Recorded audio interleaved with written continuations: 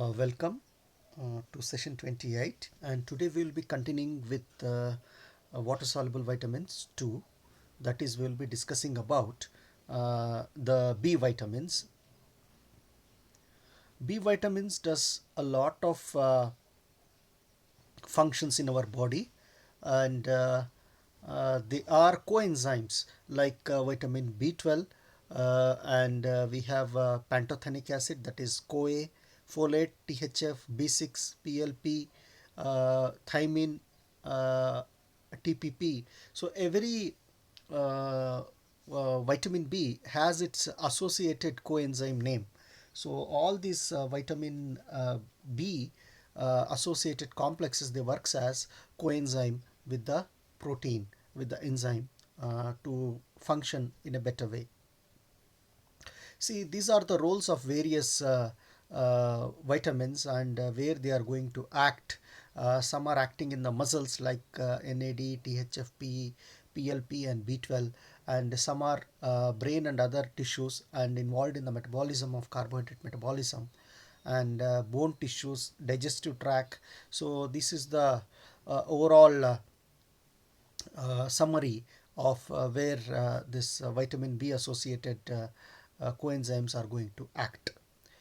So the vitamin B, so this is how what is an enzyme and what is the active site, and you have all the basics of enzyme, active site, and you also have the idea about the substrate. And I was telling you about what is a coenzyme. So coenzyme is nothing but the enzyme will get activated only when the coenzyme is getting associated with it. So enzyme, a protein part along with the coenzyme, we call it as a complete enzyme or a holoenzyme. The coenzymes often donate or accept electrons, atoms, or groups of atoms. The reactions are completed with either the formation of a new product or breaking apart of a new compound into two new products and the release of energy. So the first vitamin, that is vitamin B1, thiamine. Uh, the chief functions are: it is a part of a coenzyme active in energy metabolism. Deficiency causes beriberi, a disorder which is diagnosed by edema or muscle wasting, enlarged heart, heart failure, muscular weakness, pain, apathy, poor or short term memory, confusion, irritability, difficulty in walking, paralysis, anorexia, etc., weight loss, and etc. And this vitamin is present in pasta. Uh, it is present in, yeah, I was here, right? Okay, pork, green peas, and black beans, baked potatoes, sunflower seeds, cereals, and whole wheat. So these are the good sources of vitamin B1. And then we have vitamin B2, and vitamin B2 works with other B vitamins to promote healthy growth and tissue repair and helps release energy from carbohydrates. So the main function is it is responsible for healthy RBC cell production, healthy RBC production, and these are the sources of riboflavin. And the chief function is part of a coenzyme active in energy metabolism and supports vision and skin health, right? So deficiency causes cracks and redness at the corners of mouth, painful smooth purplish red tongue, sore throat, inflamed eyes and eyelids, sensitivity to light, skin rashes. So all these are the deficiency disorders of the vitamin B2, and the chemical name is riboflavin, right? And as these vitamins are water soluble, they are not retained in our body for long time, so hence the cases of toxicity are very rarely reported, and it is present abundantly in beef liver, cottage cheese, which is called as paneer. Okay, so it is present in paneer and cereals, and spinach. Spinach is our palak, or PALAK, right? And it is also present in milk, yogurt, pork, and mushrooms. So all these are the good sources of vitamin B2. Then let us come to vitamin B3. The chemical name is niacin. It is the chemical name of vitamin B3. The food sources include dairy, animal products, dairy, and then poultry, fish, lean meat, nuts, and eggs. So all these are the very good sources of vitamin B3.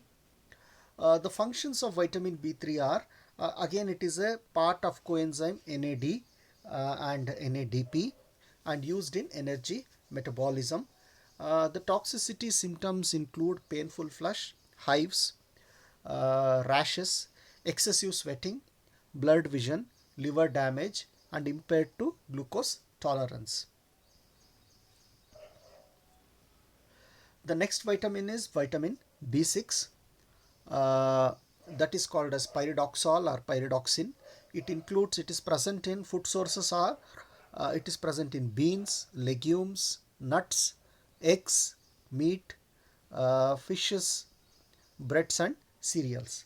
So these are the good sources of vitamin B6. And vitamin B6 is important for maintaining healthy brain function. It is good for healthy brain function, the formation of RBCs, breakdown of protein, and synthesis of antibodies in support of the immune system.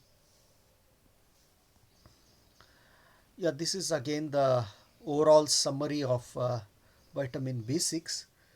Even it is present in banana and sweet potatoes,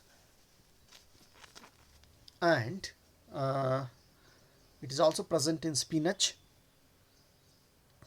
beef liver, and baked potatoes, right?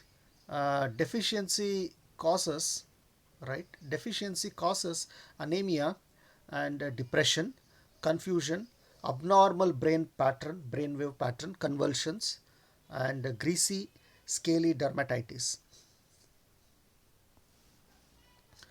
The next vitamin is vitamin B12. uh, the chemical name is cyanocobalamin, and the functions are, it is a part of coenzyme needed in new cell synthesis, helps to maintain nerve cells. Deficiency causes uh, pernicious anemia, uh, anemia of the large cell type, smooth tongue, tingling or numbness in the fingers, fatigue, memory loss, disorientation, degeneration of nerve progression leading to paralysis. So the important sources of uh, vitamin B12, it is present in liver, fishes, sardines, and tuna, which is again a type of fish, Swiss cheese, pork, and cottage cheese. So these vitamins are present in animal products and animal sources. Uh, and the functions we have discussed, and we have also discussed the deficiency disorder. So this is the overall summary of vitamin B1, B2, B3, B6, B12, and all the other things. We have vitamin B6, and yeah, just a moment.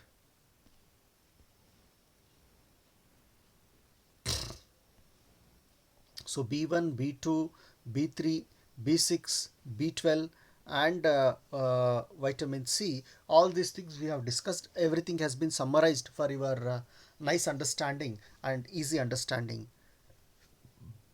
So vitamin B1, it is present in whole wheat products, pork, liver, and peas. It helps convert carbohydrates into energy. Loss deficiency syndrome is, if it is not taken in the diet, loss of energy, nerve weak or muscle weakness.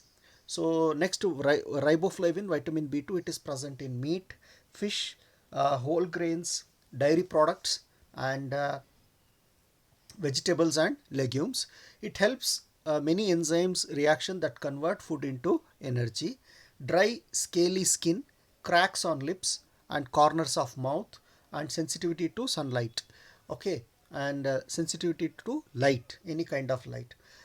This is the about the vitamin B2. B3, niacin, whole grains. So it is always advised to take whole grains because the vitamins are present in the topmost layer of the grains. So if this is a grain, it is present in the topmost layer. So we have to consume whole grain. Any kind of refined flour is nothing but finely filtered flour.